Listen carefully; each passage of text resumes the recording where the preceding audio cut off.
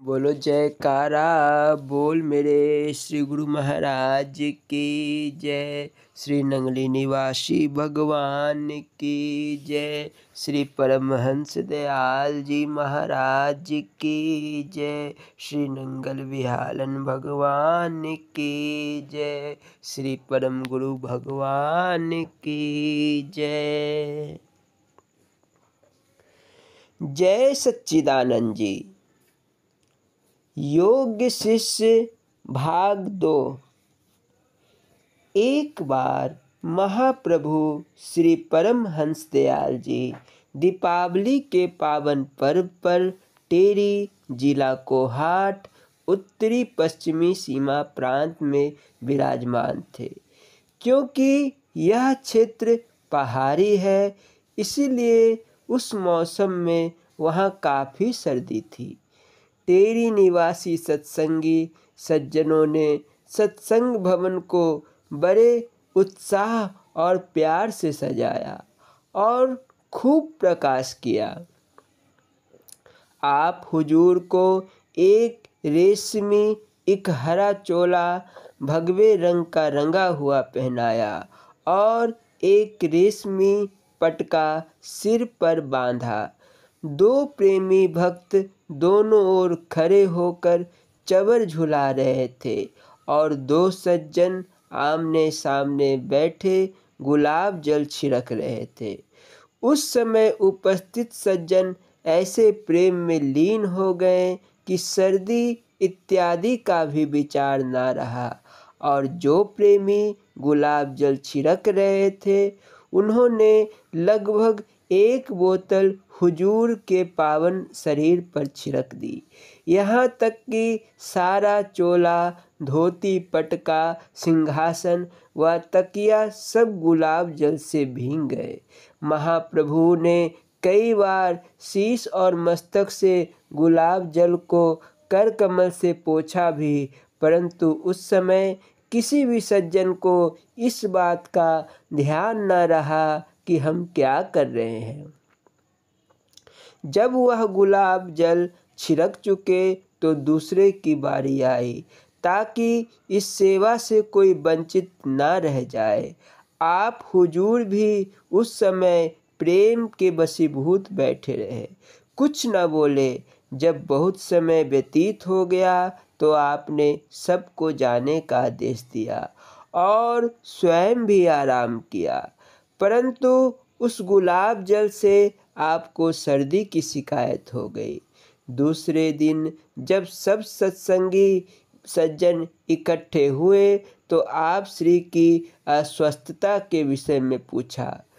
उस समय महाप्रभु श्री परमहंस दयाल जी ने फरमाया, एक महात्मा ज्येष्ठ के महीने में अपने शिष्य के घर गए।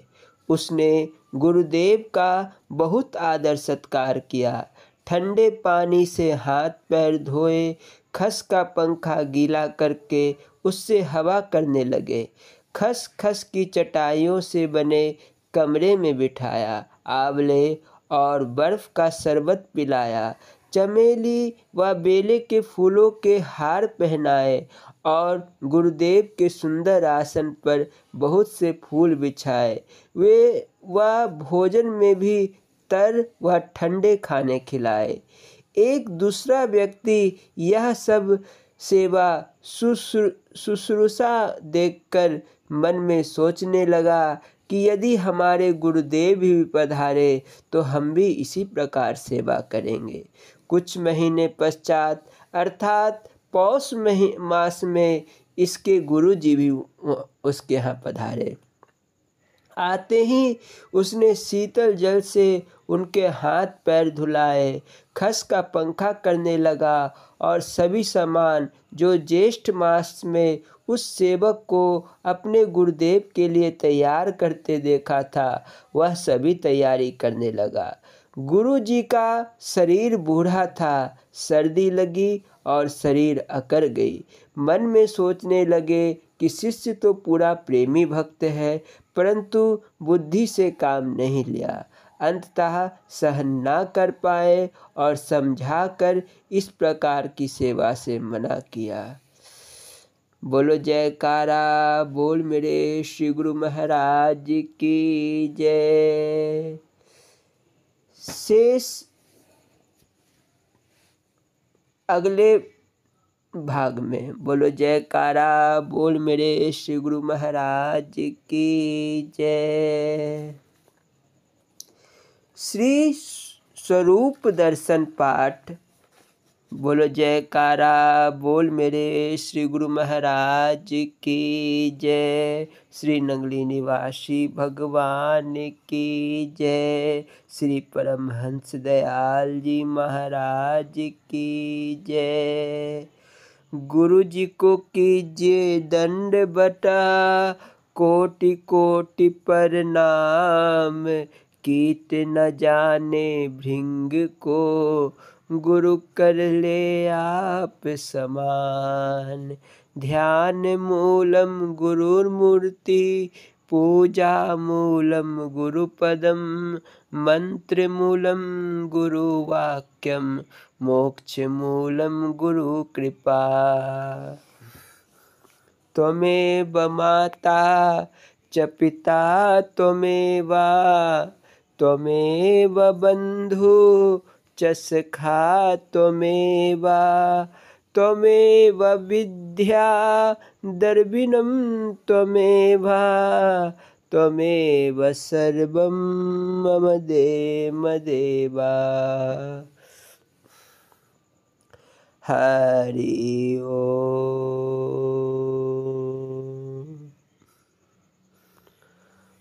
पाठ को शुरू करने से पहले यह दास श्री नंगली निवासी भगवान के चरण कमलों में दंडवत प्रणाम करता है। बोलो जयकारा बोल मेरे श्री गुरु महाराज की जय।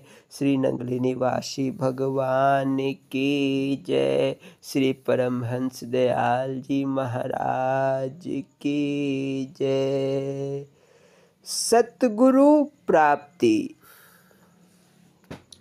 हृदय सम्राट तत्वदर्शी श्री सतगुरुदेव जी ने सीमा प्रांत में जो शरणागति का सार सिद्धांत जन साधारण को समझाया था, उसी समर्पण भाव और सर्वस्व गुरु के अर्पण के महान उपदेश का पंजाब में भी प्रचार प्रसार किया। श्री महाराज जी के इस पुरातन उपदेश से पंजाब निवासी प्रेमी भी बहुत प्रभावित हुए। जिसने भी एक बार आपका दर्शन किया, बस आपका ही हो गया। उसे अपने तन मन की सुधि ना रही। उसने तन मन धन सब कुछ श्री इष्ट देव भगवान के चरण कमलों में अर्पण कर दिया। यूं तो हजारों की संख्या में श्रद्धालु सेवक आपके शरणागत हुए, परंतु उनमें से अनेक महानुभावों को आपने संन्यास दीक्षा लेने का भी सौभाग्य मिला। उसी समय प्रेमियों की गणना, क्षमा करिएगा, उन सभी प्रेमियों की गणना करना कठिन है जिनको श्री गुरुदेव ने स्वयं अपने हाथों तप और त्याग का प्रतीक भगवा पहनाया। परंतु कुछ प्रमुख महात्मा जनों के सतगुरु शरण में आने का संक्षिप्त विवरण दिया जा रहा है, जिसे ब्रह्म विद्या के जिज्ञासु उन महानुभावों के जीवन से प्रेरणा ग्रहण कर सके। सर्वप्रथम यह दास अपनी गाथा का वर्णन करता है। जब सन 1925 में श्री स्वामी निजात्मानंद जी श्री महाराज जी की आज्ञा अनुसार अपनी प्रचार यात्रा पर मलपुर गोजरा में पधारे, तो दास को उनके पवित्र दर्शन और सत्संग का लाभ प्राप्त हुआ। मैंने उनसे मंत्र दीक्षा ली। फिर जब प्राणाधार श्री सतगुरुदेव जी दिसंबर सन 1926 में गोजरा पधारे थे, तो उनके पावन दर्शन करके कृतार्थ हुआ। श्री सतगुरुदेव जी ने अत्यंत कृपा करके गुप्त रूप से मेरा नाम और भेष बदल दिया, परंतु मेरे घर वाले इस बात के विरुद्ध थे। जब भी कभी मैं सत्संग में जाता अथवा श्री सतगुरुदेव जी के दर्शन करने की इच्छा प्रकट करता तो घर वाले बहुत मारते पीटते। जहाँ तक पिताजी का संबंध है, उनकी आंतरिक इच्छा यही थी कि मैं श्री महाराज जी की सेवा में ही रहूं। पिताजी की कृपा से ही मुझे इस मार्ग में सफलता मिली। उन्होंने अपने प्रेम और सहानुभूति से मेरी लगन को और भी दृढ़ता दी। उनका हार्दिक विचार यही था कि मैं साधु हो जाऊं, परंतु दूसरों के कहने सुनने पर वह कहा करते थे कि वे मुझे घर में ही रहना चाहिए। कुछ समय पश्चात पिताजी का देहांत हो गया, परंतु मेरे मानसिक अवस्था वैसी ही वैराग युक्त बनी रही। एक दिन मुझे एक कमरे के अंदर पाँव में जंजीरें डालकर बंद कर दिया गया ताकि मैं कहीं बाहर ना जाऊं। ऐसी परिस्थिति में मुझे 2-3 दिन तक भूखा प्यासा उसी कमरे में बंद रहना पड़ा। अंत में माताजी को दया आई और उन्होंने मुझे बाहर निकाल दिया। बाहर निकलते ही मैं सीधा गुरु दरबार में पहुंचा, जो भकरे वाली गांव से लगभग 1.25 मील दूर था। मैंने वहां जाकर श्री सतगुरुदेव महाराज जी के चरण कमलों में प्रार्थना की कि दास अपने शरीर का अंत कर देना चाहता है। आत्महत्या का कारण यह है कि अब आपका वियोग को अधिक सहन नहीं कर सकता। घर वाले मुझे आपके पास आने नहीं देते, इसलिए इस प्रतिदिन के कलेश को समाप्त करने के लिए मैं अपने शरीर को नष्ट कर देना चाहता हूँ। मेरी यह बात सुनकर श्री सतगुरुदेव महाराज जी अत्यंत क्रोधित होकर कहने लगे, तुम इस शरीर को नष्ट करने वाले कौन होते हो? तुम कहते हो कि यह शरीर श्री गुरु महाराज जी के चरणों में अर्पण कर रखा है, फिर इस पर तुम्हारा क्या अधिकार रहा? तुम इसके सुख दुख से क्या प्रयोजन? वास्तव में ऐसे दुख देखने से ही तुम्हारी भक्ति परिपक्व होगी। हमारी आज्ञा है कि तुम घर जाओ और घर में ही रहकर फकीरी कमाओ। फिर घर वालों से प्रेम पूर्वक इस बात की आज्ञा लो कि वे तुम्हें प्रसन्नता पूर्वक हमारे दरबार में आने की स्वीकृति दे। भविष्य में फिर कभी अपने मन में जीवन का अंत करने का संकल्प ना उठाना, यह महापाप होगा। यह शरीर भी अब हमारा है और इस पर अब तुम्हारा अधिकार समाप्त हो चुका है। इस प्रकार श्री महाराज जी आज्ञा अनुसार मैं घर लौट आया और एक लंबा सा चोला, जिसे अल्फी कहते हैं, पहन लिया। मैं अधिकतर समय गांव के बाहर व्यतीत करता और प्रातः तथा सायंकाल अपनी बिरादरी के घरों से भिक्षा मांग कर पेट भरता। इसी बीच घर वालों ने यहाँ तक कह दिया कि अब यह पागल हो गया है। इस पागलपन में ही दूसरों के घरों से भिक्षा मांगता फिरता है। इस पर घर वाले बिरादरी वालों से बहुत क्रोधित हुए और उनसे लड़ पड़े। कहने लगे कि आप लोगों ने हमारे लड़के को खराब किया है। यदि आप लोग इसे भिक्षा ना दो तो यह भूखा रहेगा और फिर घर आ जाएगा। घर वालों के बहुत बातें करने पर बिरादरी वालों ने इस दास को भिक्षा देना बंद कर दिया। 3-4 दिन तो बेरियों के बेर खाकर निर्वाह किया। घर वाले पूछते, खाना कहाँ से खाया है, तो उन्हें कह देता कि मुसलमानों के घर से खाया है।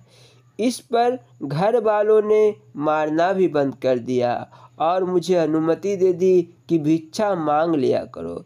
इस प्रकार कुछ महीने व्यतीत हो गए।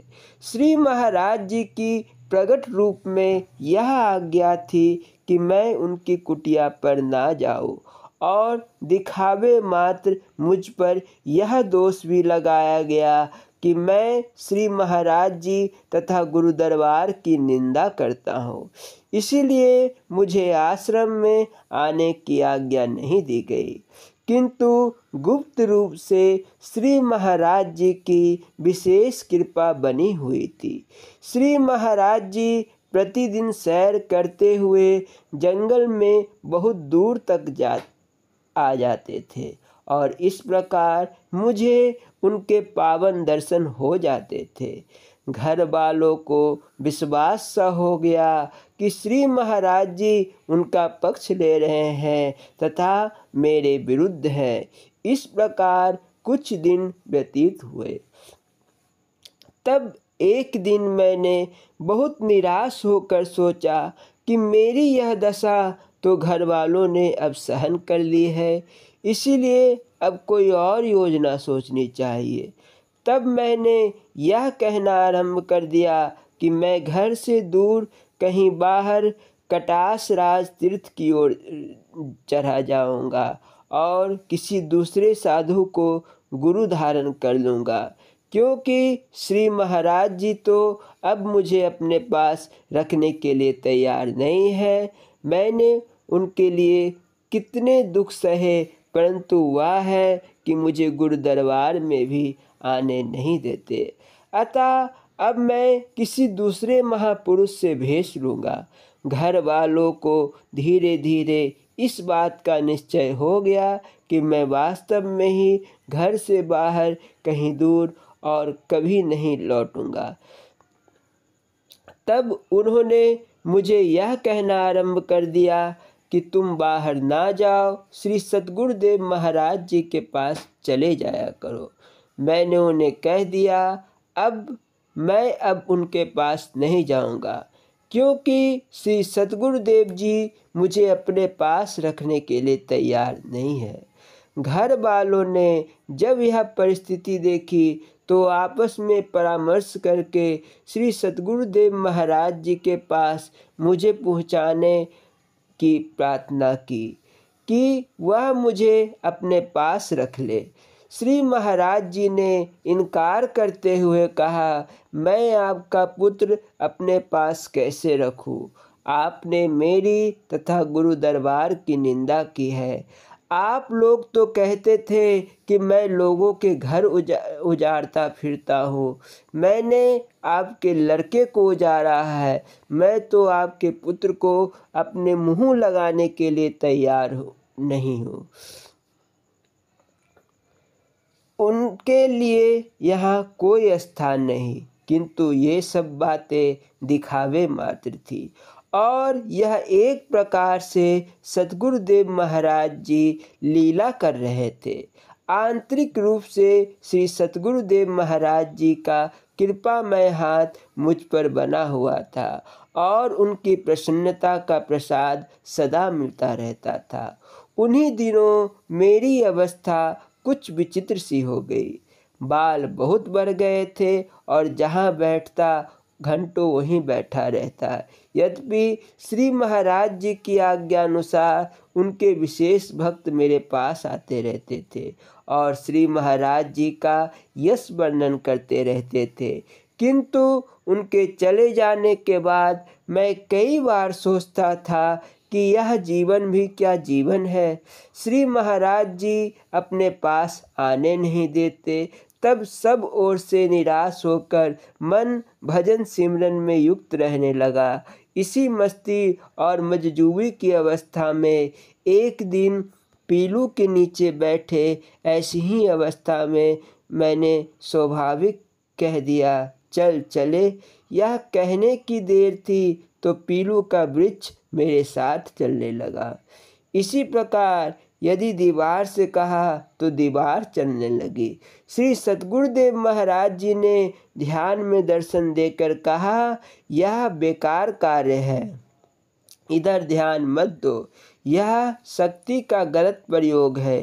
एक प्रकार से यह बच्चों का खेल है। गुरु आज्ञा को शिरोधार्य करके मैंने उस ओर से रुचि बिल्कुल हटा दी। श्री महाराज जी का प्रेमिक सेवक श्री कुंदन सिंह पहाड़िया प्रत्येक रात्रि को मेरे पास आता और श्री महाराज जी का भेजा हुआ प्रसाद दे जाता था। गुप्त रूप से श्री महाराज जी ने संगत की सेवा मेरे जिम्मे लगा दी। मैं गांव में जाकर संगत के लिए घर घर से बिस्तरे इकट्ठे करता और प्रतिदिन 300-400 प्रेमियों को विश्राम करवाता था। मेरी मजजूबी की उस अवस्था को देखकर घर वालों ने यह घोषणा कर दी कि इसका दिमाग खराब हो गया है।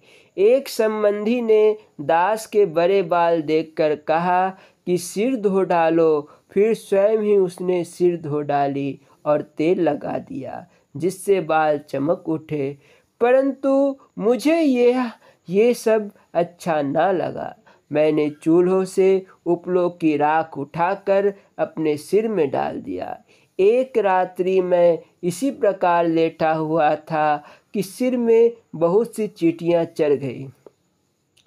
संगत ने आकर जगाया और देखा कि सिर तो चींटियों से भरा हुआ है। मजजूबी की उस अवस्था के आनंद को कैसे वर्णन किया जा सकता है।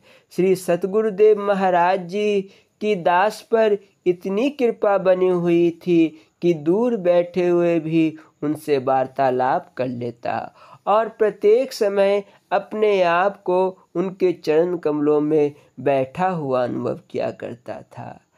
अब परिस्थिति यह थी कि घर वाले श्री सतगुरुदेव महाराज जी के चरणों में मुझे भेंट करने के लिए तैयार हो गए, परंतु प्रकट रूप से श्री महाराज जी स्वीकार नहीं कर रहे थे।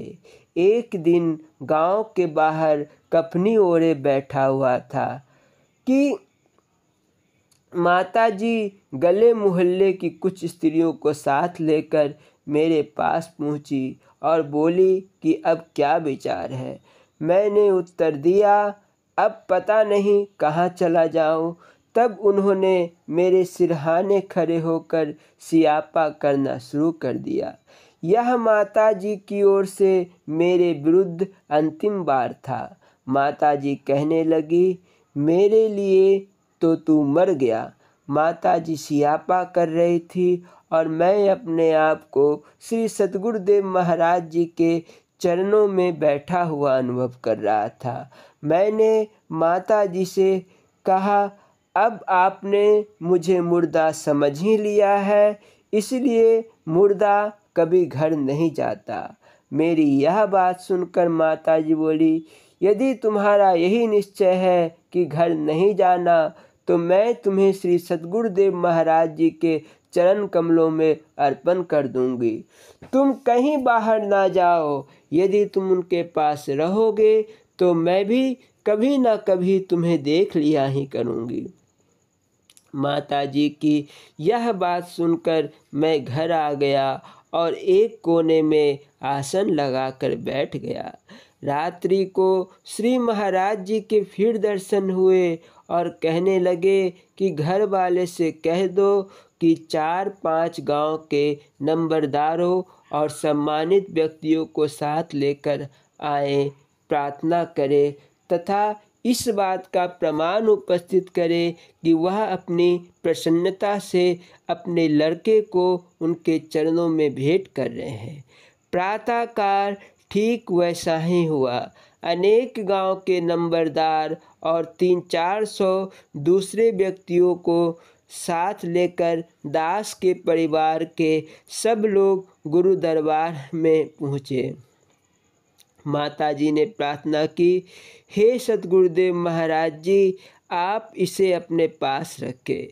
उस समय ऐसा गंभीर वातावरण था कि जिसका वर्णन करना कठिन है। श्री महाराज जी ने कुछ समय पश्चात कहा कि हम आपकी विनती स्वीकार करते हैं, परंतु हम इससे 2-4 बातें कर कर देखते हैं। श्री महाराज जी ने दास को संबोधित करते हुए कहा कि तुम 3 वर्षों से हमारी तथा हमारी गुरुदरबार की बहुत निंदा कर रहे हो। तुमने माता पिता को बहुत कष्ट दिया है, जिससे गुरुदरबार की हानि हुई है। इसीलिए हम तुम्हें अपने पास कैसे रख सकते हैं? तुम ही उत्तर दो। दास ने बहुत नम्रतापूर्वक प्रार्थना की। दास ने जो कुछ किया अथवा कहा है उसके लिए आप मुझे क्षमा करें।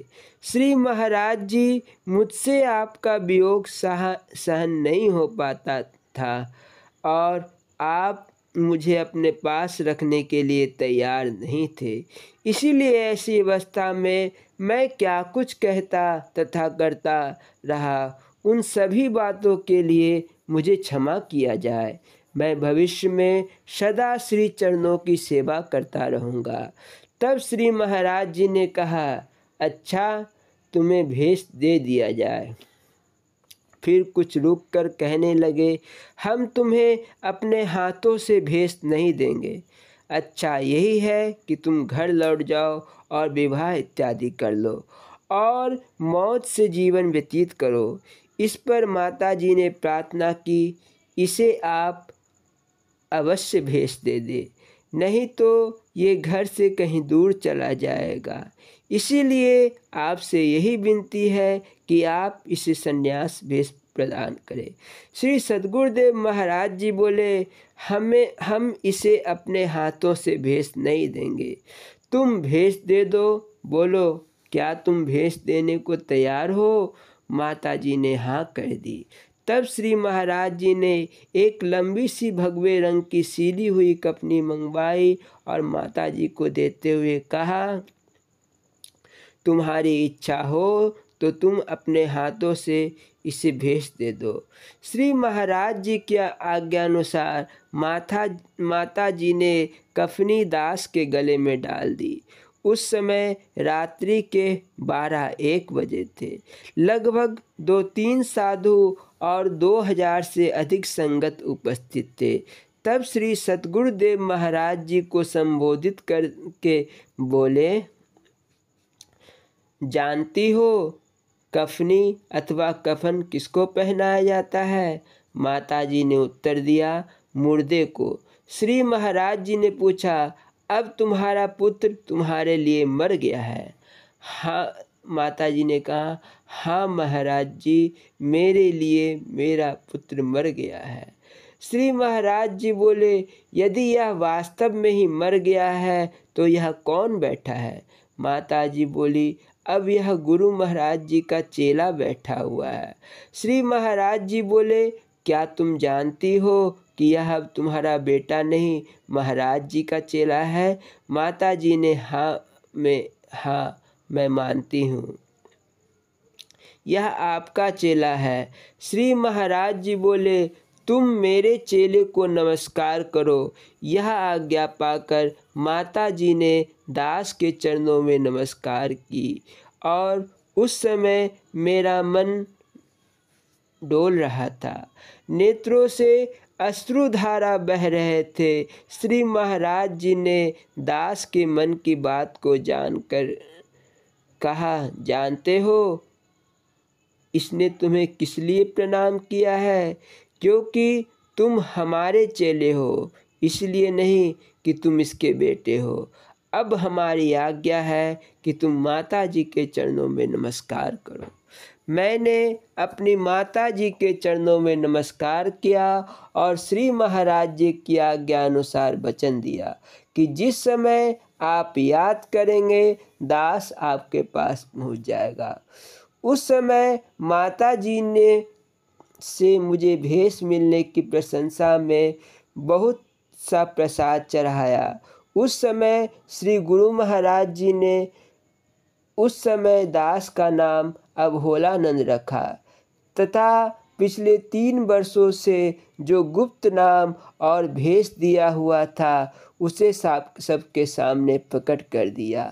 जब 8 पहर व्यतीत हो गए तब श्री महाराज जी ने सब महात्मा लोगों को कहा, भूलन अंदर सब कोई अभूल गुरु करतार। सब कोई भूल सकता है परंतु नहीं भूल सकता तो वह केवल गुरु और करतार ही है। इसका नाम बहुत ऊंचा रखा गया है। फिर मुझे संबोधित करके श्री सद्गुरुदेव महाराज जी बोले, तुम भजन बहुत अच्छे बनाते हो और उन्हें अच्छी प्रकार गाते हो, इसलिए तुम्हारा नाम सार शब्दानंद रखा गया, क्योंकि जो शब्द का सार है उसमें ही आनंदित रहना चाहिए। इतनी आज्ञा देकर श्री महाराज जी ने सन्यास की मर्यादा अनुसार दास की चोटी काट दी और पूर्ण भेष की रीति करके सत्संग की सेवा बख्श दी। श्री गुरु महाराज जी के अनन्य प्रेमी स्वामी परम ज्ञानानंद जी को सतगुरु प्राप्ति कैसे हुई और उनके दिल में श्री महाराज जी के प्रति जो दिव्य भावना थी उनका वर्णन श्री गुरु दरबार के प्रेमियों के लिए अत्यंत लाभप्रद होगा। स्वामी परम ज्ञानानंद जी का जन्म ब्राह्मण कुल में हुआ था। वह उत्तराखंड के अल्मोड़ा जिले सतराली गांव के निवासी थे। अपने माता पिता के इकलौते पुत्र होने के नाते इनको अपने परिवार का संपूर्ण दुलार प्राप्त था। जब इनकी जन्म कुंडली माता पिता ने ज्योतिषियों को दिखलाई तो कहा कि यह लड़का 15 वर्ष तक ही घर में रहेगा, इसके पश्चात किसी संत सतगुरु की शरण में चला जाएगा।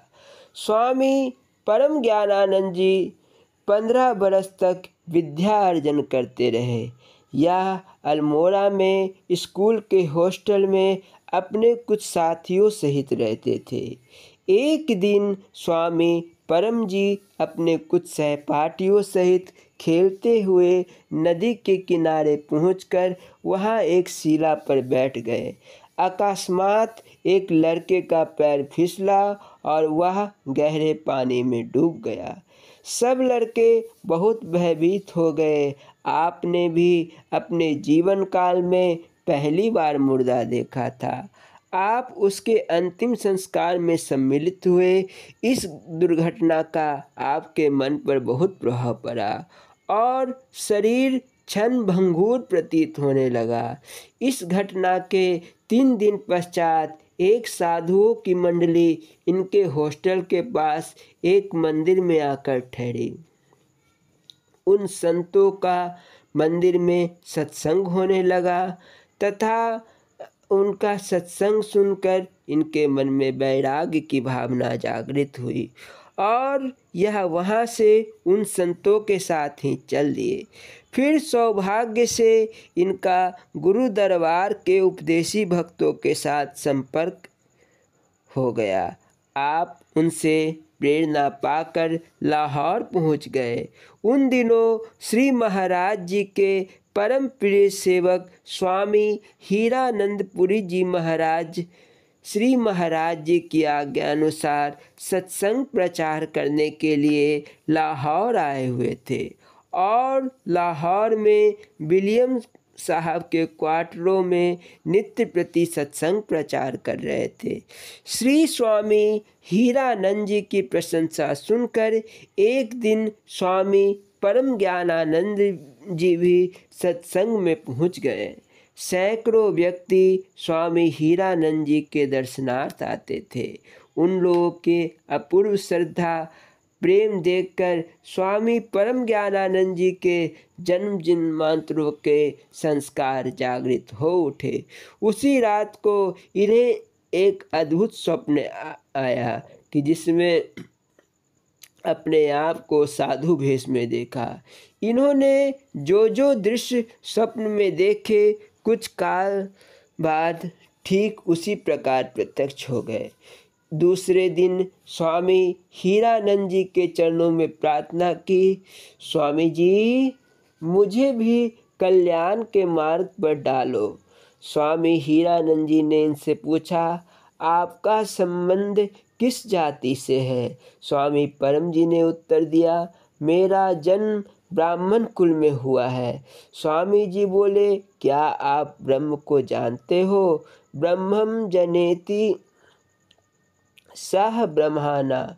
इन्होंने उत्तर दिया, महाराज उसका तो मुझे ज्ञान नहीं। स्वामी जी बोले, वास्तव में ब्राह्मण वही है जो ब्रह्म को जानता है। शास्त्र का भी यही कथन है। इन्होंने प्रार्थना की, यदि जानने के लिए आपके चरणों में उपस्थित हुआ हूँ, यही जानने के लिए आपके चरणों में उपस्थित हुआ हूँ।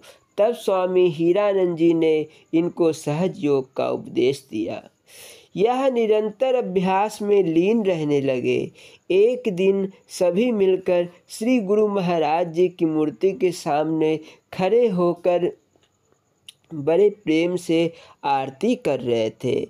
आप भी आरती में सम्मिलित हुए। आरती के पश्चात इन्होंने स्वामी हीरानंद जी से पूछा, स्वामी जी आप किसकी आरती कर रहे हैं?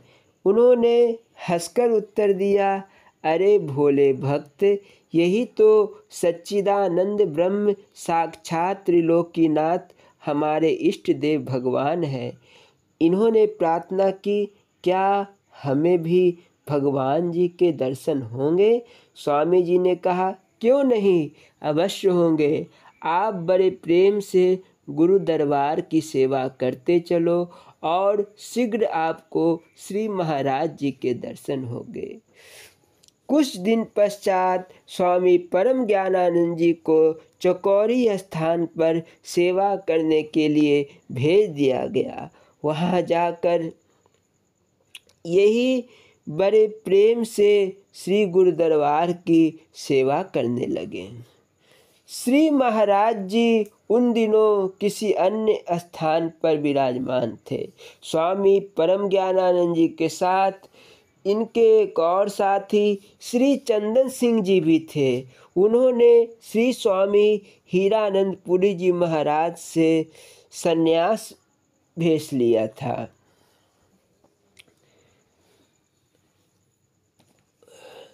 वह भी उनके साथ चकोरी आश्रम में सेवा करने लगे। इस प्रकार सेवा करते हुए काफ़ी दिन व्यतीत हो गए। इनके मन में श्री सतगुरु देव जी के दर्शन की लालसा दिन प्रतिदिन बढ़ने लगी। चकोरी में इन्होंने महात्मा लोग से सुना कि महाराज जी दर्शन देंगे। तब ये प्रेम बस सोचने लगे, यह कौन सी अद्भुत शक्ति है जिनके दर्शन करने के लिए महात्मा जन रो रो कर पुकारा करते हैं। इस धरती पर प्रभु मनुष्य रूप में दर्शन देंगे। जिसने एक बार महात्मा चकोरी स्थान पर श्री महाराज जी की आज्ञा अनुसार आए, जब वह श्री महाराज जी के पास जाने लगे तो स्वामी परम ज्ञानानंद जी ने आंखों से अश्रु बहाते हुए महात्मा जी से प्रार्थना की कि हमें भी आप श्री महाराज जी के दर्शन कराने के लिए ले चलो। परंतु महात्मा जी ने उत्तर दिया, श्री सतगुरुदेव महाराज जी की आज्ञा बिना मैं उनके पास आपको नहीं ले जा सकता। यदि आप चाहो तो प्रार्थना पत्र लिखकर उनके पास भेज दो। यदि श्री महाराज जी की आज्ञा हुई तो वह आपको अपने पास बुला लेंगे। अब यह सोच में पड़ गए कि श्री महाराज जी को क्या लिखे। इनके मन में तो यही भाव था कि श्री महाराज जी तो साक्षात भगवान है। तब इन्होंने चाकू से अपनी उंगली काटकर उसमें से निकली हुई रक्त की बूंदों से बहुत भाव भरा यह संक्षिप्त प्रार्थना पत्र लिखा, मेरे भगवान जी, आप हमें शीघ्र अति शीघ्र दर्शन दो। कहीं यह प्राण आपकी प्रतीक्षा करते करते ना निकल जाए। प्रभु जी अब तो कृपा कर दो। बोलो जयकारा बोल मेरे श्री गुरु महाराज की जय। श्री नंगली निवासी भगवान की जय। शेष अगले भाग में। बोलो जयकारा बोल मेरे श्री गुरु महाराज की जय। स्वामी हीरानंद पुरी जी महाराज जी की लीला संस्मरण एवं अमृत प्रवचन। बोलो जयकारा बोले श्री गुरु महाराज की जय। महाराज अदृश्य हो गए। यह घटना शिमला से संबंधित है। उस समय महाराज हरद्वारी लाल की प्रार्थना पर वहाँ गए हुए थे। शिमला में एक ही एस्टेट था जहाँ के राजा ने बड़ी श्रद्धा और भक्ति से उन्हें अपने राजभवन में आमंत्रित किया था। राजभवन से संलग्न शीशे का बना हुआ एक बड़ा कमरा था। उसी में महाराज जी को ठहराया गया था। राजा को यह मालूम था कि महाराज जी 4 बजे सुबह उठकर अपना ध्यान भजन करते हैं। उसके मन में यह जानने की इच्छा थी कि ब्रह्म बेला में महाराज जी का यह ध्यान किस रूप में होता है। इसीलिए उसने जानबूझकर महाराज जी को शीशे के कमरे में ठहराया था, ताकि बाहर से भीतर का सारा दृश्य देखा जा सके। जब सुबह 4 बजे महाराज जी की साधना का समय उपस्थित हुआ तो राजा चुपके से उठकर कमरे के बाहर शीशे से भीतर की ओर झांकने लगा। आखिर महाराज कर क्या रहे हैं, किंतु यह क्या भीतर महाराज जी कहीं दिखाई नहीं पड़े। वह कमरे के चारों ओर घूम घूम कर कई कोनों से ताकता झांकता रहा, किंतु भीतर महाराज जी कहीं नहीं दिखाई पड़े। जब ऐसा करते काफ़ी समय बीत गया तो उसे यह देखकर और भी आश्चर्य हुआ कि महाराज जी उसी कमरे से बाहर निकलकर सामने खड़े हो गए। महाराज जी की दैवी शक्ति का एहसास उसे हो चुका था। तब से वह महाराज जी का अनन्य भक्त बन गया। बोलो जयकारा बोल मेरे श्री गुरु महाराज की जय। श्री स्वामी हीरानंद पुरी जी महाराज जी के अमृत प्रवचन। बोलो जयकारा बोल मेरे श्री गुरु महाराज की जय। यह प्रवचन शुरू करने से पहले स्वामी हीरानंद पुरी जी महाराज जी के चरण कमलों में यह दास कोटि कोटि दंडवत प्रणाम करता है। बोलो जयकारा बोल मेरे श्री गुरु महाराज की जय। स्वामी हीरानंद पुरी जी महाराज जी जब भी प्रवचन करते थे तो सबसे पहले हरिओम की ध्वनि गूंजती थी। बोलना जी, हरिओम हरिओम हरिओम। ओम सच्चिदानंदाय नमः। 4 आश्रम। ब्रह्मचर्य आश्रम सर्वप्रथम ब्रह्मचार्य आश्रम है। इसमें सर्व प्रयत्न से वीर्य धारण करना, विद्या पढ़ना, संध्या हवन आदि करना, यम नियम आदि का पालन करना, गुरु की सेवा और आज्ञा का पालन करना, भिक्षा मांगकर गुरु को निवेदन करके आप खाना, सर्व ब्रह्मचारियों से सत्य सरल व्यवहार करना और 25 वर्ष की अवस्था तक जैसे जलाशय सर्व ओर से जल को संचय करके भरपूर हो जाता है, उसी प्रकार विद्या और सर्वदैवी संपदा के गुणों का अध्ययन करके ब्रह्मचारी सर्वगुण संपन्न होकर गृहस्थ आश्रम में प्रवेश करे। यदि पूर्ण वैराग्यवान हो तो संन्यास धारण कर लेवे। दूसरा, गृहस्थ आश्रम। सर्व आश्रमों का जन्मदाता गृहस्थ आश्रम माता रूप है। इसी से सबका जन्म और पालनी होता है।